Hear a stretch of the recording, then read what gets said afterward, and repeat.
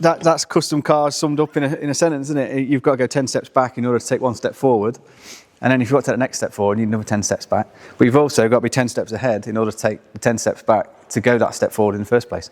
So, yeah, simple as that, yeah. Custom cars, eh? If ever you want an easy life, don't do it.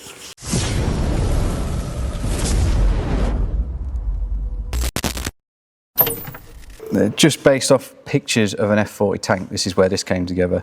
Roughly where the breathers, returns and feeds are. Internally there's no images whatsoever, you can only go off what you know of dry sump tanks and what they have in them. But I'll pop this in, I'll pop this in here. So that goes, my wood's ruining my clearance. Stand it on the frame for now in the wrong place, but you'll get the idea. Stand it a bit over here. So it normally lives under there. Filler caps on the top here. And then our feed comes from here, return comes from here. But there the breathers are on the back, so when you brake it goes that way. And I don't think you're going to accelerate, best will in the world, hard enough in order to lunge the oil up and out the breather, but if you do, it does have a return network, so that's how that works. You can only design so far, and you build like a prototype, and then off that prototype you know roughly where you are, what you're doing, and it gives you more of an idea how you want to change things. For Mark II, we've taken that taper down. That's just more as an aesthetic choice to tie in more with the original tank, which doesn't have this 90-degree vertical spine. But also because I was going to add an additional baffle that went this way, and I'd have to weld internally, which is always a nightmare. With having an angled back, it just creates that naturally anyway. So this is perfectly suitable, but the way I want to make it on the second one is because this is a number of pieces welded together, and whereas the other one, the outside band, so the whole way around, will be one strip where it'll be folded, and it'll have one weld. It's just less points of failure instead of having each corner welded and stuff like that. Oh, it's still here, look. I didn't even put it away. Must have known I needed it again. The only thing that Ferrari have on their tank is the return pipe, which swirls its way around and into the top there, and then it's obviously got the 2 breathers for either cylinder head, and then a scavenge pipe there to extract. And then on the inside, I say on the inside, it's actually easier to see it from the bottom. That is the fill tube, to ensure that the oil goes straight down where it's meant to, not get stuck in all the baffles and take forever to fill up. And you can see all the internal baffle work to stop all the oil flowing around and going here, there and everywhere. There won't be a feed pipe on this at all, will there? The oil's in there and it goes down. It's part of the gearbox. It's there, look. That's interesting, isn't it? So that creates me a small design challenge, doesn't it? Because I can't feed it from my tank if that's blocked off by the gearbox. I'm going to have to hack his gearbox up. You know when you have these moments of realisation? I mean, I've never had one that big. No. Where I've got to hack up a Ferrari 360 gearbox. Yeah. So, if I move these out of the way, stick that in there, you get the idea. Fits like that, that's the return. The 2 breathers will go to the 2 cylinder heads. These were never turbocharged. Ferrari never turbocharged these.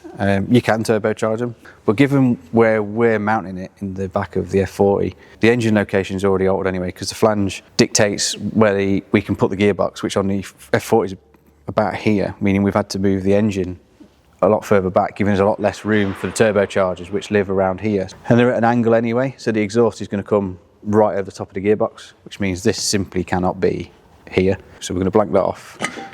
Change this casing to give us access to feed into the sump. There you scavenge cherries, if you like, PG description. So that scavenges the oil from the sump. It goes through the pumps. There's two gears here. That sends the oil back to the tank through the coolers and etc, etc. And then we've got the high pressure feed, which then feeds the engine its oil, its lifeblood, and that comes from this part of the casting in the sump. From that casting in the sump, travels all the way through, and that's where it joins the gearbox, and then obviously the gearbox casting in is part of the dry sump tank for the original system.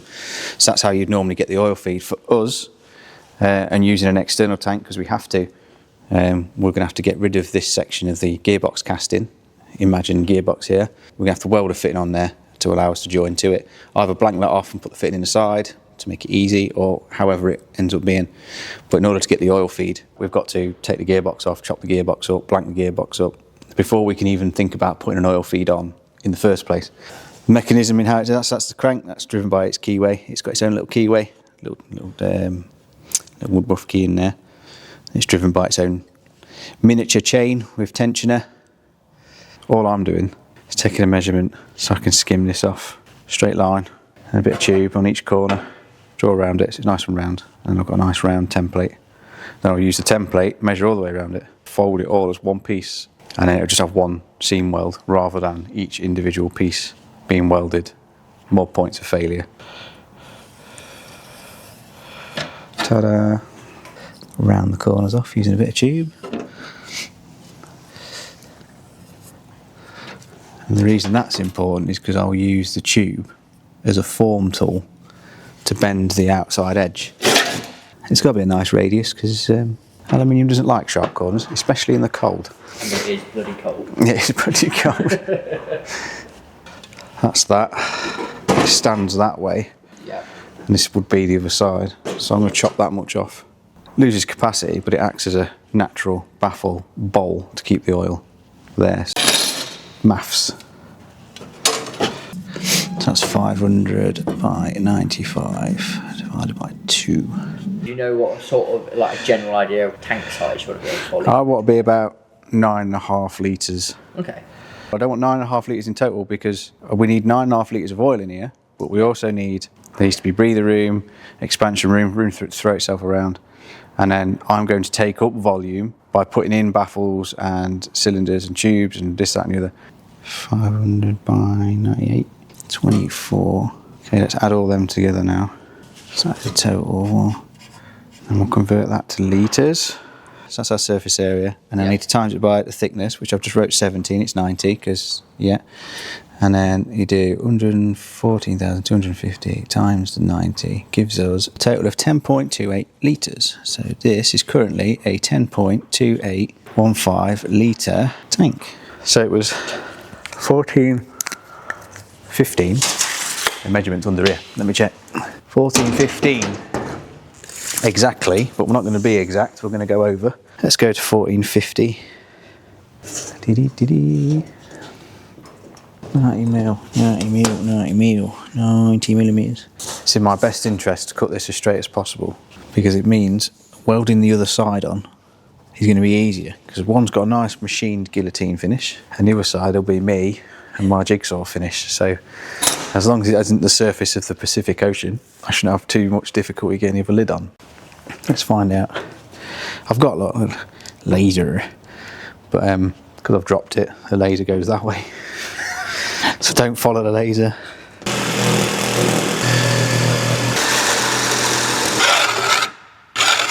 The first tank was 3 mil aluminium. This is 2 mil. There's nothing against that. But it's going to be a lot lighter. Obviously, it's 33% lighter because you're using a lot less material. Other than the fact the tank's obviously smaller, it's going to be lighter anyway. But 2 mil's plentiful. And we can put enough strength in the side panels with some bead rolls. We can draw onto that whatever we want and go around it and indent a shape. Generally, just a perimeter of the side will do. Puts plenty of strength in. But we'll do that as a matter of, I wouldn't say precaution, but just belt and braces. Add a bit to it. Yeah, that's 2 mil versus 3 mil. It's a millimetre, but it looks like it's double almost, but it's not. It's quite different, isn't it? The weight difference will be significant. Race car light. Watch the grams, the kilograms count themselves. Yes, it's the weight version of the money saving. Yeah. Look after the pennies and the pounds look after themselves. In our case, pounds mean something different. To meet these, that's probably going to be my best bet. That's why you always need more material than you think.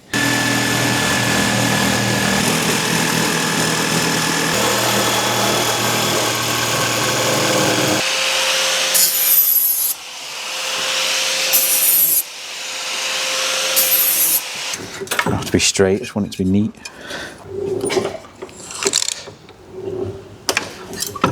I dare say that's my favourite tool.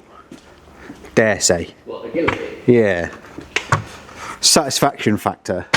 It's the noise. Shh. Ding-a-ling-a-ling. Now, girl, get the bender out the corner. You'll see these soon. Right. These two in particular, you'll see these soon. Bit tube. Bit tube. Choose what I wanted. It's smaller than that. I think where that come from. I do need to top that, don't I? Do I? I have no idea. Apparently neither do I. If I just do that, draw a line, just a line, so I know where the bender is, put the tube in, and then, yeah, I need to clamp that down, don't I? Thinking about it.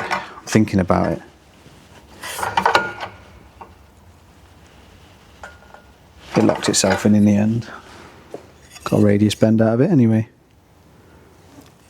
Anyway, the whole idea of that is, now when it comes to bending that long strip up to go around the perimeter of the side, I know where to start the bend rather than measuring it and hoping it works, because obviously as a radius thing, it's not quite as clear cut as a simple bend. But yeah, if I was to do, I don't know, this bend, I know it's gone too far, but line it up, it stops there. I know I need to mark it there to do it, and then as it comes around, I can mark it for the next one. I need to work out where I want this weld to face first, so I know where to position. So we'll just go for the middle of the top. For a trial piece, it was fine to be ever so slightly off angle-wise, but for this, it's not. So I'll find a way of clamping that tube down. I really don't want this to twang my fingertips when it's this cold. It's gonna, isn't it? Please don't. I think I might cry. Yeah, a little bit too far. That was relatively successful. Ooh. Go in line, that is. Over 1.45 metres, I am. Send it? Yep. We'll go a little bit over. Cool. Simple as that. So I just need to put... Do you know, I took a little bit of that bend out, I just put in, thinking it was too much. And actually, it was probably the right amount by pure fluke. And hopefully, we are over by a bit.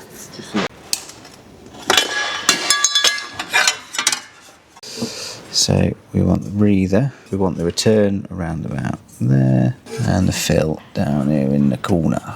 So Mark 1 to Mark 2. How do you feel about it? A lot neater? Oh god, yeah. Like it a lot more? Yeah. It served its purpose. For us, the whole idea behind the car is to hark back to the original, isn't it? So Yeah. if we can do that, if we can, you know, we've lost capacity as such because we've gone from there to like there.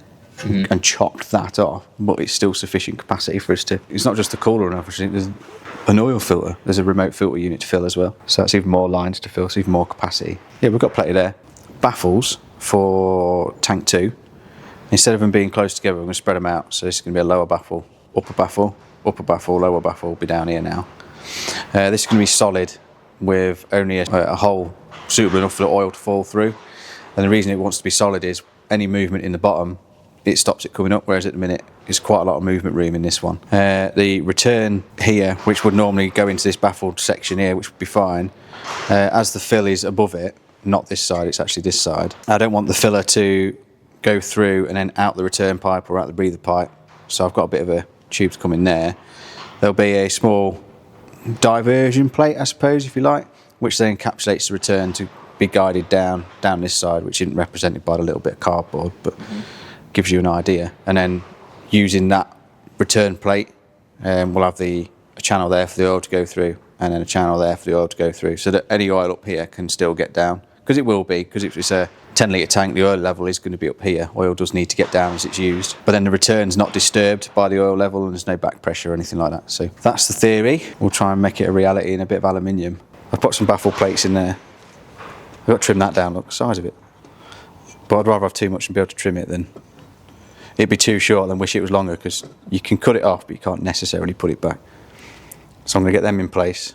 They're okay as they are. I've just drawn around the perimeter, so I know where my safe space is for bead rolling.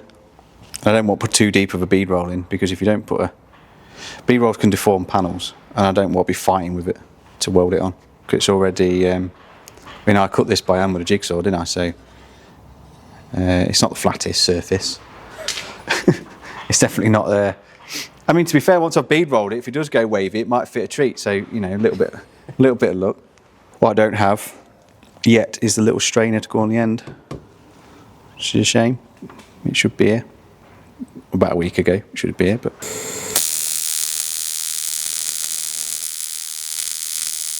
I've got to tweak it, but it goes in there. Why is it so big? Oh, right, okay, interesting. I'll be right back. This side baffles here just to help support these so that all the load isn't just on one particular point on a casing. And that's about it baffle wise. The return will have an independent part that will allow it to run down with a couple of holes in it for in case if the oil level is up enough that it can flow outside here. Then the return's not scuppered by there being aeration of oil or any kind of pressure in the tank. Shouldn't be any pressure in it at all, but if there is, at least the return's free to carry on and do its job.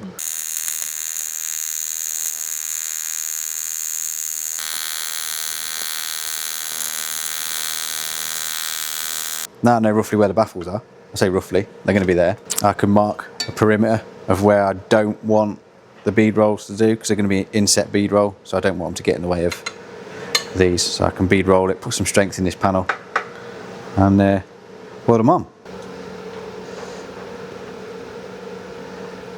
Just going to go backwards on this one.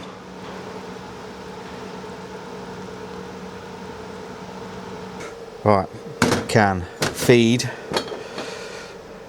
there for the use this tube to represent the return. Return's there, and our two breathers there, just as an example there, and a bit of tube right out your way, but the filler's there, so that's the layout of the can. Feed is a whopping AN20. My battery just died.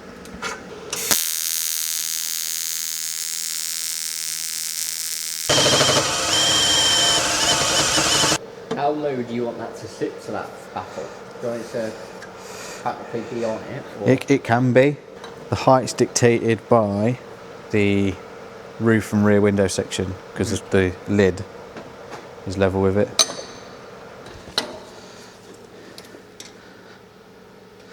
So it is 10mm from the baffle.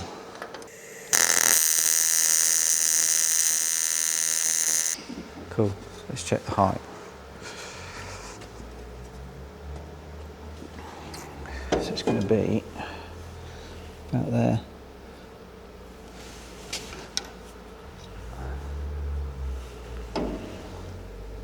I'd say that's in line with the bottom of the window.